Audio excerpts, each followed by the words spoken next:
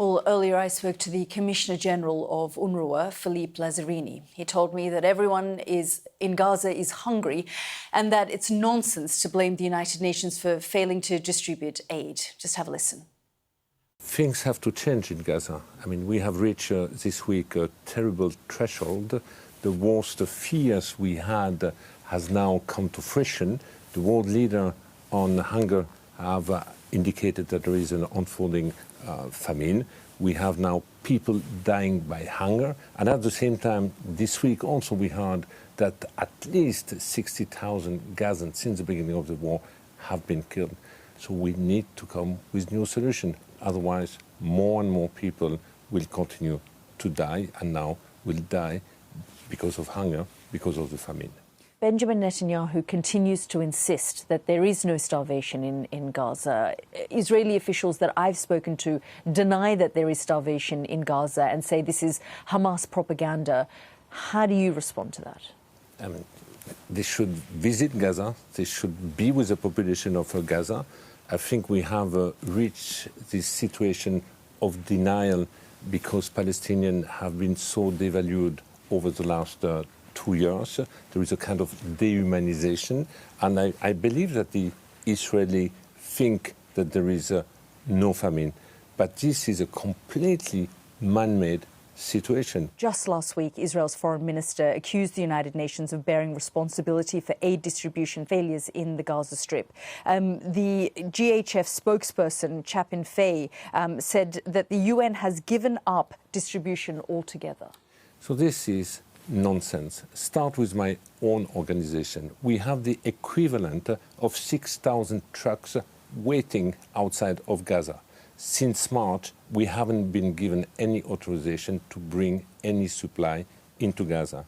Secondly, we have in Kerem Shalom hundreds of load and trucks waiting, but nothing in the Gaza Strip can move or can be collected without the authorization of Israel. We keep hearing about these bureaucratic impediments and that the Israelis aren't allowing these trucks to enter.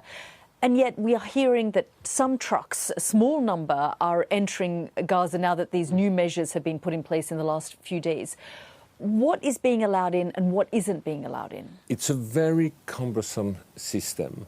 First, you have trucks being inspected, then they offload, download in Kerem Shalom, in no man's land, and then we need the authorization to come to pick up the assistant which has been downloaded, to offload again, and then we are given, in fact, roads and itineraries by Israel to move the assistance. Without all this authorization, we cannot move anything. We understand that 2,134 trucks have entered Gaza over since the 19th of May. And yet 1,753 trucks, and this is a UN report, were intercepted. So this means 82% of the trucks that were supposed to enter were intercepted, so only 260 reached their destination. The real question is 82% of what? Gaza needs normally 500 to 600 trucks a day. During the ceasefire between January and beginning of March, we had up to 800 to 1,000 trucks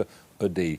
You need to pour assistance into Gaza, to flood Gaza with assistance in order to prevent any situation of looting.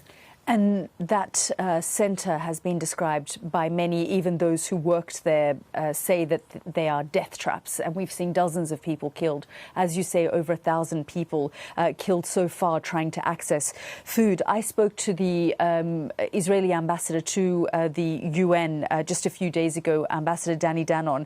He said, why isn't the UN working with them? Why isn't the UN helping them?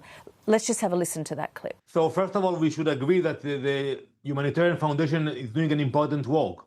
And you can see from the results that in the area that you have those centers, you don't have any reports for starvation claims or other reports. And I wish we had more centers, and I hope there would be more centers. You know, you cannot deny the fact that the foundation actually distributed millions of meals over the last few weeks. You cannot deny it. So the question, Mr. Lazzarini, is why isn't the UN and other aid agencies working with the Gaza Humanitarian Foundation? The Gaza Humanitarian Foundation is an organization composed of mercenaries, former military, who do not comply with basic humanitarian principles, such as the principle of humanity, impartiality, or independence. The system which has been put in place by the GHF is highly discriminatory because there is only 4 distribution centers in Gaza, primarily located in the south, forcing people to walk miles and miles and miles under the heat, and obviously the most vulnerable will not be able to reach any of these centers. Mr. Lazzarini, what message do you have for Steve Witkoff, for Benjamin Netanyahu, and for Donald Trump? The message is this is a politically man-made famine. It needs to be addressed through political means. Please use all your influence for this to happen. The UN has the expertise, the people, the resources. We have proven over the past that we can address the need of the population, but we need also UNRWA, part of the UN, having been the backbone until now, to be fully operational. Ms. Lazzarini, how would you describe the current situation in Gaza? When you see those images, it's a place that you've worked in for a long time. Your organization has operated there for a long time. Under very difficult circumstances, Israel has accused UNRWA of all sorts of things, including that Hamas operatives were working within UNRWA and part of UNRWA.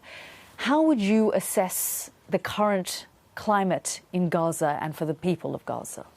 I talked a few days ago with my team in Gaza, and basically they told me, you know, people are neither alive, neither dead, they're just walking corpses. They were also telling me how they, as caregivers, humanitarian workers, nurses, doctors, are also hungry. When you are in a situation where even the caregiver starts to faint, that means the entire humanitarian structure system is collapsing. And this is exactly what we are observing today in Gaza. It's a kind of post-apocalyptic environment where today children are dying silently because of hunger. And those who haven't reached this situation just say, get me out of this hell. Maybe it's better that I die now, because in heaven or in hell, I might be able to find food, which is not the case anymore in Gaza.